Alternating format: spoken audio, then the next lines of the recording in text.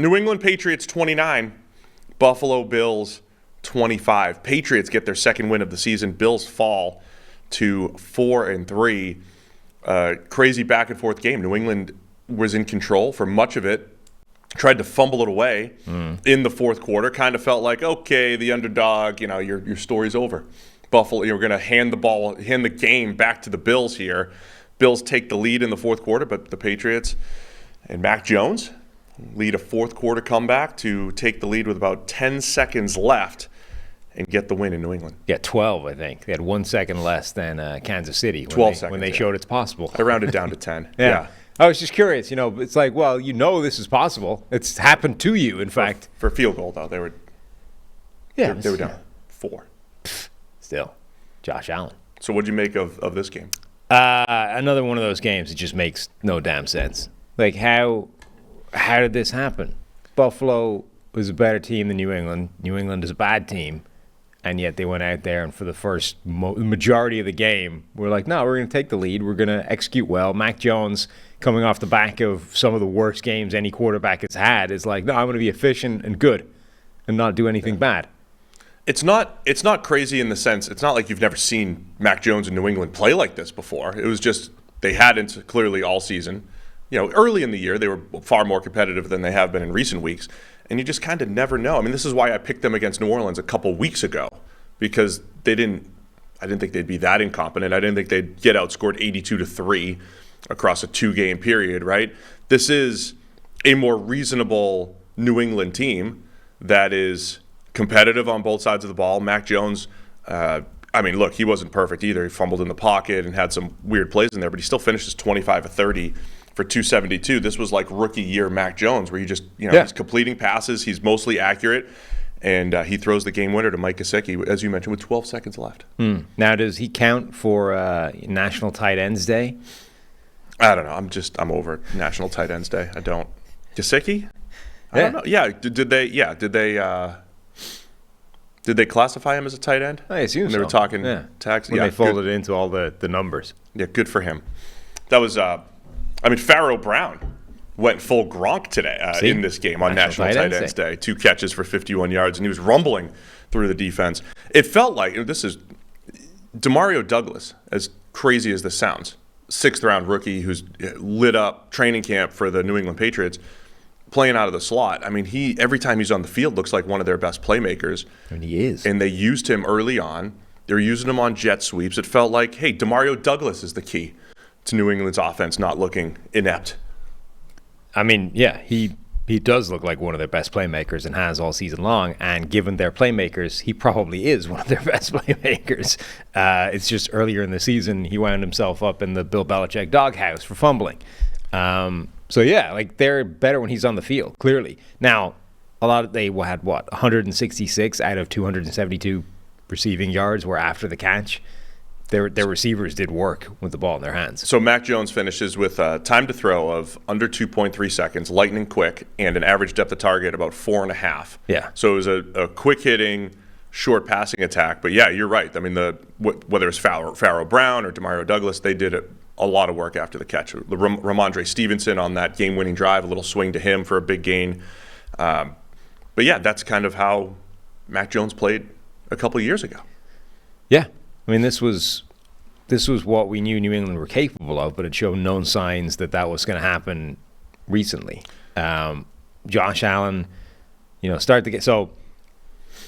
It's one of those, like, when you see games that go in a weird way, I'm always curious how it started, right? Like, what was the opening sort of sequence of drive? Did it go one way dramatically? So New England get their touchdown. Josh Allen comes back. And was it the first play of the game where he just completely misreads the coverage and tosses it to like a dropping cover 2 corner? And you're like, that's terrible. What are you doing? That's it was, like Jabril Peppers. It was cover 3, actually. Yeah. Hit the curl flat defender. No, you're right. Underneath. I'm just looking at it now. Sorry. I didn't mean it. I'm not trying to correct you. You're correct. You're right. Usually you correct your podcast partner more subtly. No, it's important to get the correction on the record. Is important. Cover 3. I don't want to be factually incorrect. Right, you're right. Yeah. It's not a flat defender. It's curl flat. Right. Yeah. Dropping zone defender underneath, just throws it right to him. But that's like those sort of rookie mistake plays where you're like, he just didn't really anticipate what that zone defender's capable of in the NFL. It's like, Yeah. well, Allen should probably know that by now, and instead threw him the ball. And that kind of set the stage. It's like, now New England goes back, and now they're up 10 or whatever, and the Bills were in a hole that it took them most of the game to dig their way out of. And honestly, they ended up taking the lead, but with a few minutes to go, it didn't look like this was likely for them to come back at all. I'll go through the end of game sequence really quick. So the Patriots are up 2 scores, and Josh Allen hits Stephon Diggs for a touchdown. Beautiful play by Diggs. Allen makes a nice throw under pressure against the blitz. Diggs catches it, does a little pop-up slide. We call that a pop-up slide in baseball. Yeah. And then gets into the end zone. Sam, before we get to the exact sequence, this was, since chronologically it's the first game we're doing here, this was the first of the games this weekend that had some very questionable officiating calls in it. I mean, look, I want to talk about the football. You don't like officiating, but it's going to be very difficult to avoid it this weekend. There was some horrendous officiating calls. It's 7 a.m. I'm geared up for our 2.5 hours. I'm ready. I got my coffee and everything. What I'm not ready for is 2.5 hours of you talking about officiating and toe taps along the sideline, because I know what we're getting into. You don't need 2.5 hours of it, but you're going to find it very difficult to get through the games today without mentioning officiating for several of them. Do you want to highlight the official? This was one of them. They had several plays that were massive high leverage calls that kept drives going, that kept Buffalo in this game, including the latest in an example of Josh Allen flops. They got him a roughing the passer call. Flop was ridiculous. Right.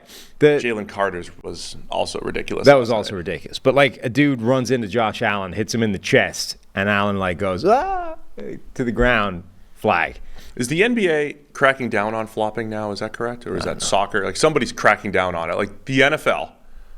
Soccer did for a while. If the NFL's cracking down on helmet to helmet and literal unsafe plays, they should probably crack down on this idiocy, which is flopping, which results in 15-yard penalties that change the game. They should probably crack down on that. Mm-hmm. Is that all you wanted to highlight? Yeah, I just wanted to say this is one of those games, the first one that we will talk about, where officiating played a pretty significant part of it. Great. I won't go through all the sequence, but basically, New England's up 2 scores.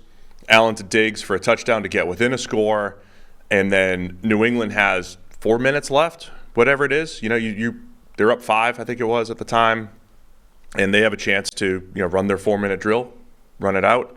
Jordan Poyer with a peanut punch, which we see more and more. Was it last year or 2 years ago that really became more prevalent around the league? Darius Leonard, when he was Darius, had like 7 of these a couple years ago. Peanut punch on Kendrick Bourne. So Kendrick Bourne fumbles.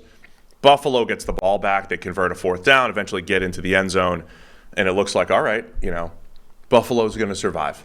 The better team is going to survive the onslaught from the underdog, but then the Patriots come back, as I mentioned, on their game-winning drive, swing past to Ramondre Stevenson for 30-plus yards and gets them into position. There's a penalty that put them at the goal line as well, right, for New England, and then they get the game winner to Gesicki. Everybody was like, "It's no way Mac Jones is leading a game-winning drive," and then he did. Well, he had been something like 1 for 11 or something in previous fourth-quarter comeback opportunities. Not necessarily, there's a wide reason for why those things happen. Week 1 against Philadelphia, they had an opportunity, and Mac Jones made some good throws that just didn't get caught. But the Patriots went from always seems to like something went wrong on every play. Remember last week against the Raiders, Mac Jones makes a great throw.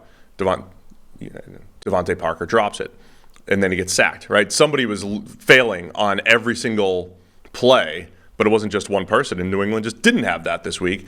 Also had their best pass blocking performance of the week. I got to see if that is officially correct. Yeah, it is, by a pretty wide margin. This was by far the best run block, pass block operation, performance by the Patriots. It was their highest EPA per play as a team. Like, everything was better. It's also the closest to their starting 5 offensive linemen that they want to have over a season that you're going to get, right? Like, part of the problem with why their offensive line has been such a mess this season relative to previously is it's been pretty banged up. It wasn't great on paper anyway, and they've been forced to the bench starting players that they don't really want to be starting.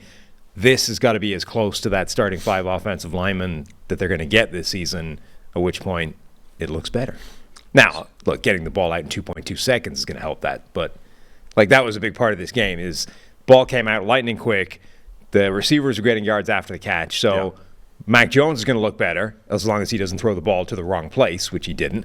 The pass protection is going to look better because they're not pass blocking very long, and Buffalo's pass rush isn't going to do anything because they don't have the time to get there, and get it done. So that affected a lot of things. The fact that they were able to get the ball out quickly, repetitively, for small gains that became bigger gains because receivers made work after the catch.